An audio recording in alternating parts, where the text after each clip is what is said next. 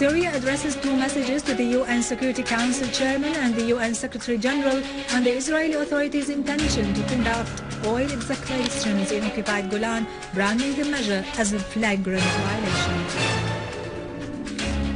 Al-Jaafari says there is a politically immoral program that trades with the humanitarian situation of the refugees, and what Syria needs is real unbiased aid.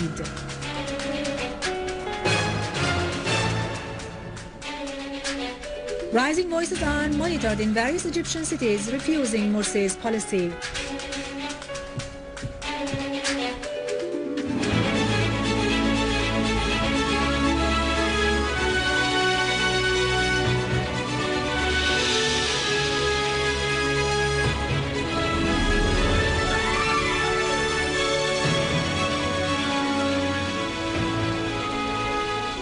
Good afternoon and welcome to our news for today.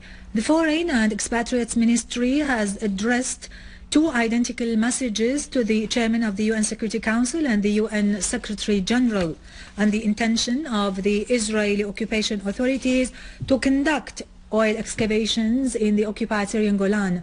The ministry affirmed that such measure is illegal and constitutes a flagrant violation of the UN Security Council's resolution 497 of 1981 and aims at consecrating the state of occupation and annexation in contravention of the UN Security Council's resolution, the ministry asserted.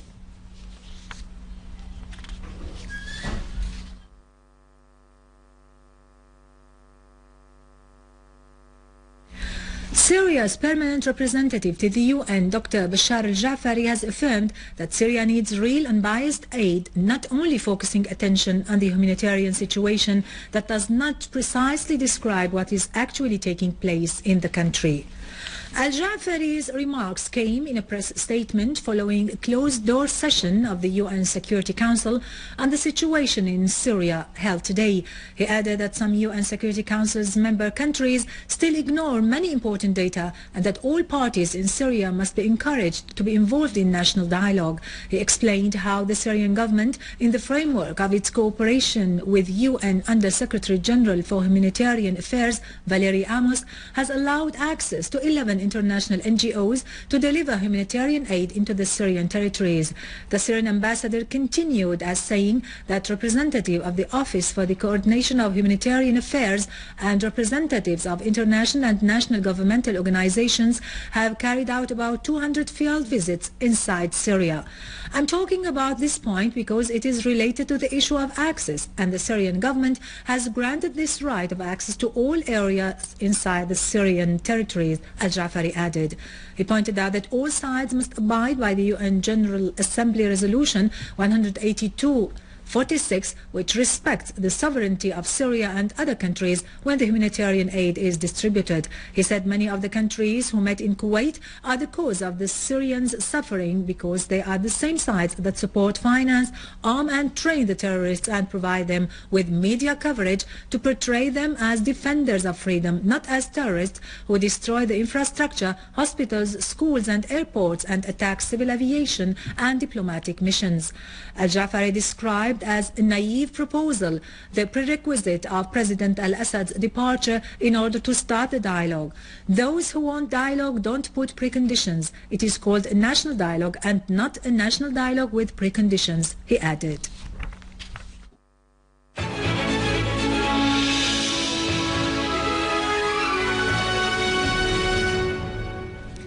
Iraqi Prime Minister Nouri al-Maliki has called on world countries to benefit from the mistakes they had committed in Syria. He said that if they want stability in the area, they should boycott the states that support the armed terrorist groups with money and arms, particularly in Syria, as they create hotbeds of tension, violence and conflicts which leave their serious repercussions on neighboring countries. Head of the International Relations Committee at the Russian Duma Council, Alexei Puoshkov, has said that regardless of how many meetings the so-called Friends of Syria hold, with or without the presence of the opposition, they won't find a way out of the crisis without Damascus' participation. In a press conference he held in Moscow, Puoshkov said, All the successes the opposition claims to have realized along the lines of conflict are met the next day with bigger successes by the Syrian army units. He stressed that the only solution to the crisis is dialogue.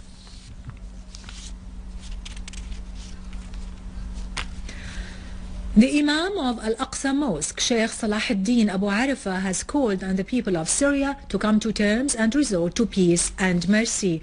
Sheikh Abu Arifa addressed a message from occupied Jerusalem in which he branded internal fighting in Syria as being against Islamic teachings.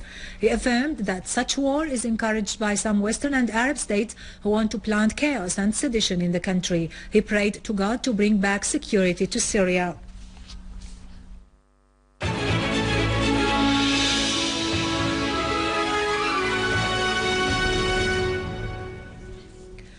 Our army units have inflicted heavy losses on terrorists in Darayya and Al-Mu'addamiyya farms, killing a large number of them and destroying their hideouts. An army unit clashed with terrorists along the railway station south of Shareeda Square in Darayya, killing and injuring several snipers. Another army unit killed and wounded a number of terrorists in Al-Mu'addamiyya farms and destroyed 3 machine gun equipped vehicles and 2 missiles launchers. The army also found 2 warehouses, the first containing large quantities of diesel and the other ammunition.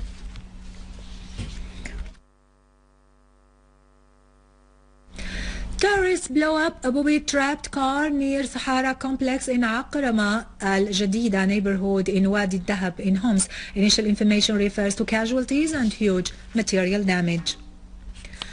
An army unit destroyed at dawn today a terrorist den in Al-Jaafari village in Al-Rastan suburb, killing and wounding dozens of terrorists. A source in the governorate said that among the terrorists killed were Ala Allawi, Muhammad Al-Sattouf and Abdullah Ahmed Al-Khalid.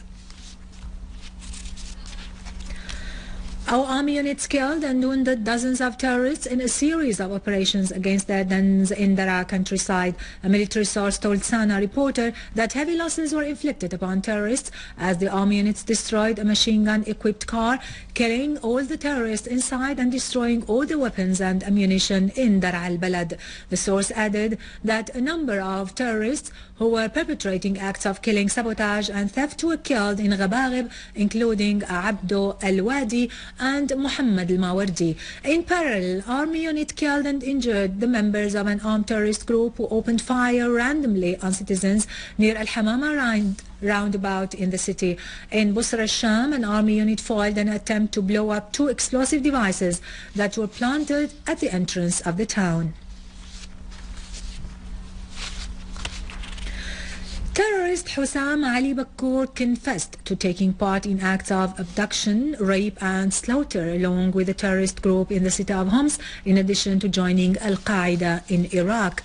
In confessions broadcast by the Syrian TV, Bakkour said that entered Iraq illegally and joined a group of 200 gunmen from Al-Qaeda in Baghdad, where they participated in terrorist operations for 9 days before being told that their work was over and that they should return to Syria. He said that he was instructed to abduct 4 young women from Bab Amr, so he went to where they live along with 4 other gunmen and abducted them and took them to a basement near the roundabout in Bab Amr, where they blindfolded them and left them there, only to return the next day and rape them and later kill them.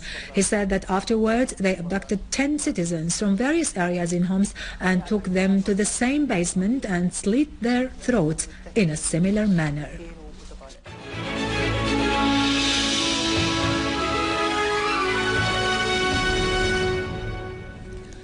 Hezbollah Secretary General Sayyid Hassan Nasrallah denied rumors circulated in misleading media channels about an alleged injury he was exposed to along with his deputy Sheikh Naim Qasim along the Syrian-Lebanese borders.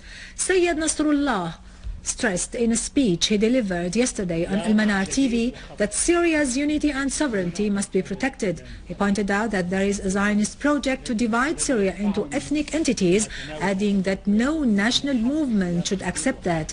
He made it clear that Hezbollah fighters do not dominate any areas along the Syrian-Lebanese border, as some news reports misleadingly mentioned. He concluded that Qatar and Saudi Arabia have some influence on the terrorist groups in these Lebanese villages, and they do nothing to stop them. Calls for holding protests and conducting acts of civil disobedience spread in several Egyptian cities against the rule of Muslim Brotherhood led by President Mohammed Morsi. Residents of Al-Manufiyah Governorate started today a wide-scale civil disobedience movement to protest Morsi's policy, and thousands of employees and workers did the same in the city of Tanta as members of the revolutionary and youth groups formed a human bridge in preparation for another sit-in next Saturday.